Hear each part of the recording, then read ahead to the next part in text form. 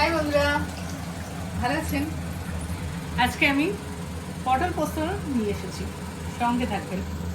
আর কি দেখবেন, পটল পোস্ত বিশেষ কিছু লাগবে না। এই পটল এইভাবে গোটা গোটা করে ভেজে নেবেন। ভাজার কাজটা করে নিই।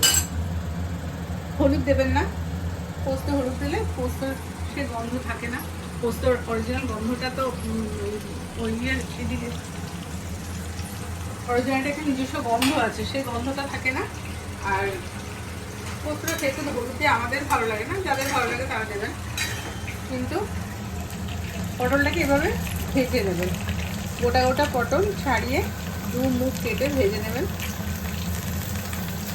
হ্যাঁ, আমার আজকে ডিমের কারি হবে। ডিম সেদ্ধ করা হয়ে গেছে, পটল পোস্ত পর ডিমের কারি, ভাত।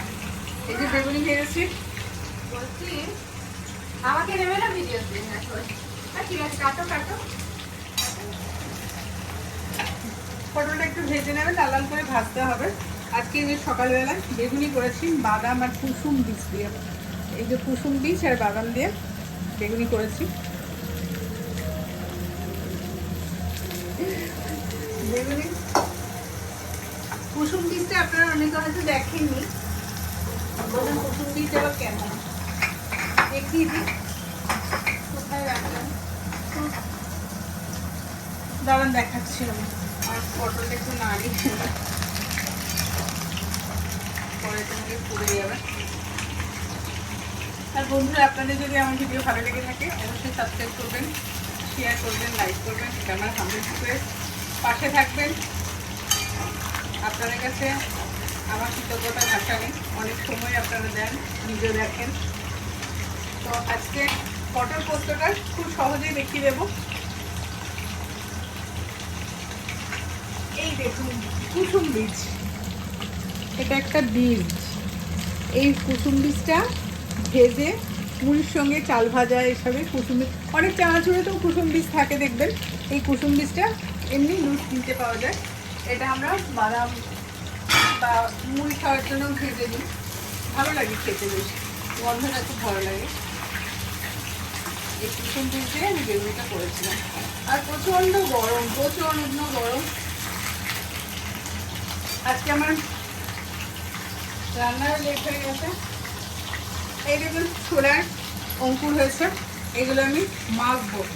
টমেটো, লেবু, লবণ এসব দিয়ে এটাকে মেখে খাবো। টমেটোটা ভেজে নিই, টমেটো বলছি, সরি, পটলটা ভেজে নিই। ভেজে নিয়ে আবার ফিরে আসছি। এই দেখুন লাল লাল করে ভাজা হয়ে গেছে। এই দেখুন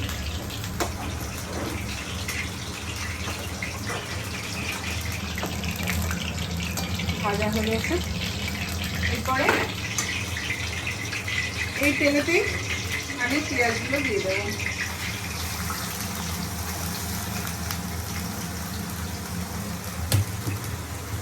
পেঁয়াজগুলো দেবো, পেঁয়াজ দিয়ে একটু নুন দিয়ে দেবো, কারণ পোস্ততে বেশি তেল লাগে না। যে তেল তেলই হয়ে যাবে, লবণটা দিয়ে দেবো পেঁয়াজে, তাহলে পেঁয়াজগুলো নরম হয়ে যাবে, একটু ভাজা ভাজা হবে। পটল পোস্ত ভীষণ ভীষণ সোজা রান্না, খুব সোজা রান্না। আপনারা রান্না করে খাবেন, দেখবেন সত্যি খুব ভালো লাগে। পটল একঘেয়েমি তরকারি এই সেই ভালো লাগে না, ভাজা সবসময় ভালো লাগে না। এটা সেদ্ধ হয়ে গেলে মানে একটু লাল লাল করে ভাজা হয়ে যাবে, তখন পোস্তটা দেবো। পোস্ত বাটা হয়েছে, পোস্তর সঙ্গেই কাঁচা লঙ্কাও বেটে দিয়েছি, কারণ পোস্ততে কাঁচা লঙ্কা গন্ধটা খুব খুব ভালো লাগে। আর একটা কথা, যে এই পটল পোস্ত আর ঝিঙে পোস্ত একইভাবে করা যায়। ঝিঙে পোস্ত আর পটল পোস্ত আপনারা একইভাবে করে খেতে পারেন, শুধু ঝিঙে দিয়ে। আলু দেবেন না, কোনো কিছুই সবজি দেবেন না, শুধু ঝিঙে দিয়ে করবেন। তবে পরিমাণে ঝিঙেটা একটু বেশি নিয়ে আসবেন, নাহলে ঝিঙে এতটুকু হয়ে যাবে। যাই হোক, আমার পেঁয়াজটা ভেজে নিই, লাল হয়ে যাক। আর তারপরে আপনাদের কাছে তো আমার কাছে রিকোয়েস্ট থাকেই, এটা হচ্ছে শেয়ার করবেন, লাইক করবেন, সাবস্ক্রাইব করবেন অবশ্যই। এবার পোস্তটা দিয়ে দেবো।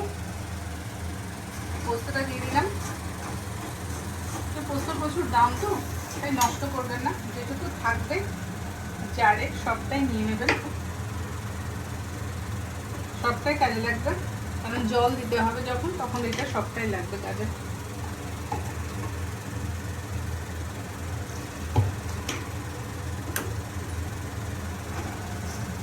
এই যে পোস্ত দিয়ে নাড়াচাড়া করবেন, পোস্তটা একটু ভাজা ভাজা হয়ে যাবে, হয়ে গেলে পটলগুলো দেবেন।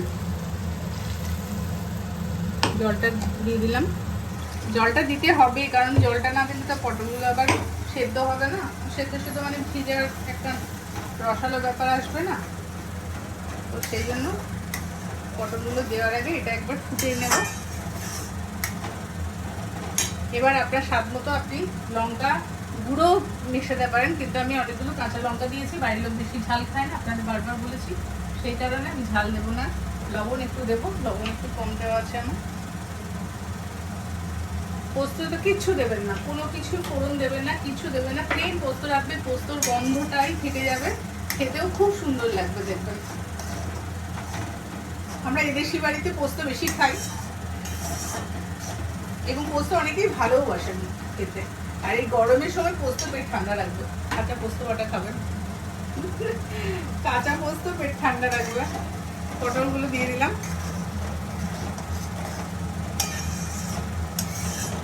দেখুন এটা বেশ মাখা মাখা হয়ে যাবে, তেলটা ছেড়ে দেবে, তখনই পোস্ত আমার কমপ্লিট হয়ে যাবে। শেষটা অবশ্যই দেখাচ্ছি, একটু পরে আসি আবার। এই যে বন্ধুরা, পোস্ত আমার ভাজা ভাজা হয়েছে, জল শুকিয়ে গেছে, তেল ছেড়ে দিয়েছে, আমার পটল পোস্ত রেডি হয়ে গেছে। আশা করি গন্ধ উঠছে, বেশ সুন্দর গন্ধটা উঠছে, কাঁচা লঙ্কা আর পোস্ত মিক্সচার গন্ধটা উঠছে। এটা হয়ে গেছে, এটাকে নামিয়ে দেব। তার আগে আপনাদের বলে রাখি, আমার চ্যানেলটা সাবস্ক্রাইব করবেন, শেয়ার করবেন, লাইক করবেন, আর পটল পোস্ত রান্না করে খাবেন এবং সুন্দর সুন্দর কমেন্ট করবেন। আপনাদের কাছে আমি রিকোয়েস্ট, আজই হচ্ছে পটল পোস্ত। এটা আবার নামিয়ে রাখি, দেখি দেখুন নামিয়ে নিই।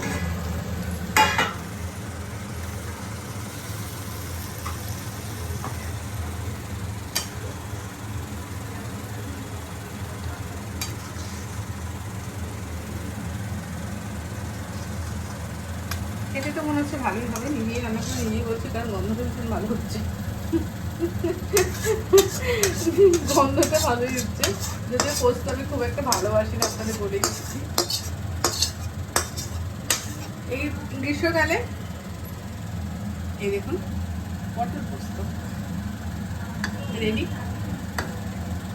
আর যাওয়ার আগে আপনাকে আবার একবার বলে দিই, রান্না করবেন, খাবেন, আমাদের সুন্দর সুন্দর কমেন্ট করবেন, আমার পাশে থাকবেন, আমার চ্যানেলটা সাবস্ক্রাইব করবেন, লাইক করবেন, শেয়ার করবেন এবং টাটা।